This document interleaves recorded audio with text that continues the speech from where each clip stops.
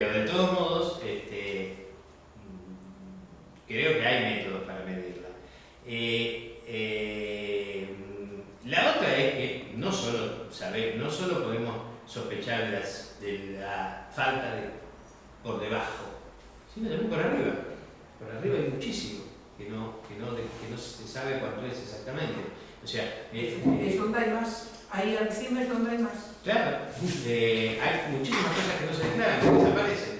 Se las calcula, qué sé yo, a través del impuesto a las ganancias, pues sabemos que el impuesto a las ganancias de los salarios que se declaran y los viáticos que se cobran, hay montones. La plata que está afuera, ¿no?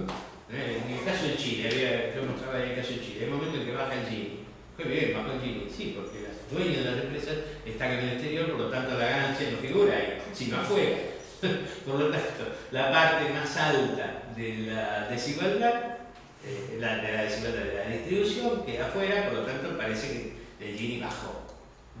Es muy interesante eso. Bueno, creo que todo. Sí. No hay nada. Ha sido largo. ¿Alguna cuestión más? ¿No? Bueno, espero que algunos hayan tenido en Latinoamérica, que es un territorio donde siempre necesitamos que alguien discuta. Bueno, tenemos un área Sí.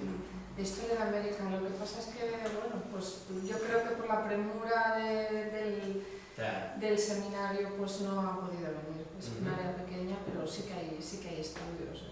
No tanto de, bueno, no tanto de historia económica, sino pues, bueno, más de migraciones, de historia social, de historia política. Mucho. Bueno, los alumnos que están aquí a lo mejor han cogido alguna de las materias, ¿no? Bueno, mira otra vez. Sí, es otra mirada. Bueno, pues muchísimas gracias y gracias a vosotros. Fue un placer.